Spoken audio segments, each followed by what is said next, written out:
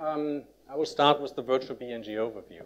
Now, who of you actually had any experience with the virtual MX, even maybe virtual BNG or any other use case? Will you just raise the hand if you had? Okay, less than I thought. But that's good. So because I also actually have to do let's say 1.5 technical slides. So because mostly I want to kind of center the presentation around, what are the use cases, and give you some food for thought about the things that you've been able to look at, to consider, and what are the challenges, and maybe also just not technically but also organizationally eventually. But coming back to the technical side, so when you think about the physical MX, you have the control plane and you have a forwarding plane, so clearly separation, and that's what you have also on the virtual MX side. We are having here a guest virtual machine, which is the virtual control plane, and this is kind of like the routing engine that you have on your physical router, which is then on a dedicated blade in most cases. Here it's a dedicated virtual machine running the routing process. And then you see in green, even further to your left-hand side, a virtual machine that is our forwarding plane. The forwarding plane is kind of where we simulate the trio chip capabilities in software, so that you actually been able to have the same set of features on the virtual MX and on the physical, so that there's really kind of no big difference between those two. Now, when we think about the virtualization, there's actually more, because I just talked about the two virtual machines. But we also have, a few components further below, which I have here in gray. So right underneath our colored virtual machines, you will find, the hypervisor. So when you look at the virtual MX and virtual BNG use cases, we do have support for KVM and ESXi as the main hypervisors. And there could be potentially more, but what we've seen, these are kind of the ones people are really asking for. Even though here a clear trend, I would say KVM for most of the people that want to do real proof of concepts. For people that want to do quick lab tests, they look at ESXi because they can bring it up faster. That's at least my experience. And then you have at the bottom the physical layer. And this is kind of really the capacity that your x86 server provides you.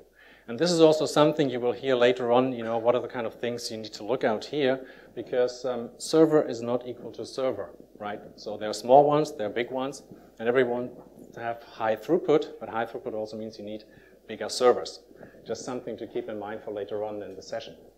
So, but in general, you have kind of the memory and you have your CPU cores, which are your horses actually in the game. And then you see further out to the left, the physical network interface cards. And this is something where you also then have two options today, how you can connect the physical network to your virtual machine. The first one is that you use bridging with VirtIO, for example, or OVS.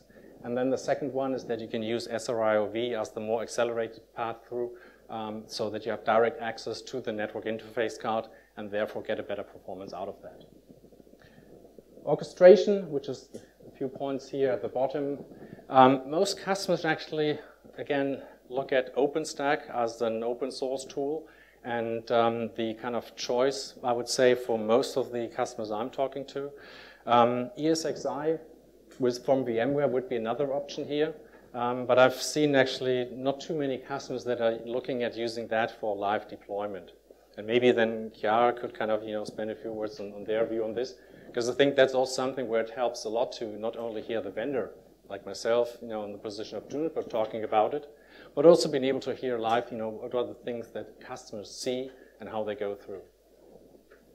Now, let's go to the overview and a little bit about the functionality, right? So when you compare the physical on one side with the virtual, what do I get, right? Is it really kind of feature parity that I have? And yes, for most of the things, you actually do have feature parity. But you also have now a much more versatile virtual router in a way that you can use it in so many more deployments in a more flexible way. For example, we recently announced that you can put the virtual MX into the Amazon cloud, just as one example. So if you think about, bringing up new services, you need something that is maybe good enough to, get public resources. That could be just one option, right? Same when you look for platform for innovation, because now since you're so flexible, where you actually bring up your services, if that's in your own data center, centralized, distributed, we talk a bit about this later on, you do have the opportunity here to really kind of scale it as you need it And even if it's just in a lab, in a playground, you can bring things up quickly, test it, validate it, and have the full feature set of routing protocols available on the site. This makes it really flexible. So you're elastic with growing, shrinking as you need it when you look at live networks. If you need high performance, you get it. Plus also then an important point is that the automation and orchestration interfaces for the MX itself, they do stay the same. So if you have your management tools today to actually administer a physical MX, you could also keep it going with the virtual MX. There's no difference.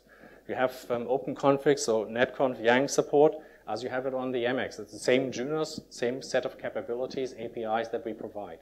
And this is really something that also I've seen in the presentation from Telefonica, where they say this is something you actually also need to consider, because how do you want to operate a virtual instance, right? If that's now virtual BNG, as the particular use case we cover in more detail, or if you look at other use cases that you may have for the virtual MX. So now let's look at the transition, for the BNG itself. How can I move from a physical architecture that is depicted here to something that is more virtualized and give me all these kind of, new capabilities? Well, today you probably also have, let's say, some sort of data center where you run your AAA service and your DHCP service, very likely.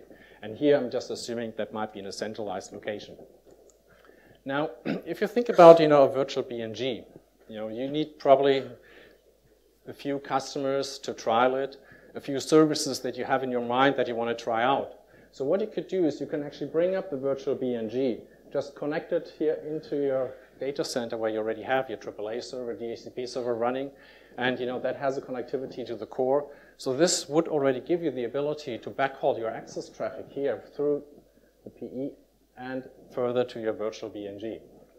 You can combine this also with the existing BNG, right? Because if you have a large number of customers running on the physical BNG, well, that's no problem. Just leave them there. But you can use the virtualized instance to try out new services and have a new maybe customer groups or specific ideas being implemented based on that. Then you could also think further, moving further out to the edge, that maybe there's already the stage that a centralized data center isn't good enough. So here you have the virtual BNG connected at the POP to your PE router eventually, so that you kind of move it further out and being able to kind of have a different dimension of scale, right? So you don't need to scale in a particular single place in your data center. You're now being able to kind of scale and fan out to where your customers are. You could also have then maybe still some more centralized services where you think about maybe hosting it for other smaller providers. So this is also a nice option to look at maybe new revenue streams that you don't have so far. But since you already have the data center infrastructure, you already have the experience with the virtual BNG, why not kind of offering this as an idea for a new service? Right? In essence, it could even be something like a virtual LNS, which I have not shown here, but you see the LNS here where you have connectivity here. That could be another alternative if you need to have a more cleaner separation between what you are kind of offering as a service and the ISP that you may want to sell things to. So a lot of different kind of ways how you can enhance these type of things. And at the last stage, you could even think about bringing the virtual BNG with little data centers very, very far out to the end subscriber, so that you have here now even the connectivity going straight to a virtualized BNG where we're acting as a PE itself as well, right? Because remember, since we are also like a real router, we have all the routing protocols, all the support is there, right? You could still run it here, and with the far out in the network position, you actually have a good spot because scale and manageability and the automation comes and play into your hands, because this really then makes your life easier to also scale and manage those distributed deployments. And this is kind of one of the benefits where you really kind of look at virtualization, because the level of automation and things you can apply here with the automation are kind of giving you a nice advantage. So flexibility really is kind of the key thing here when you think about a virtualized BNG.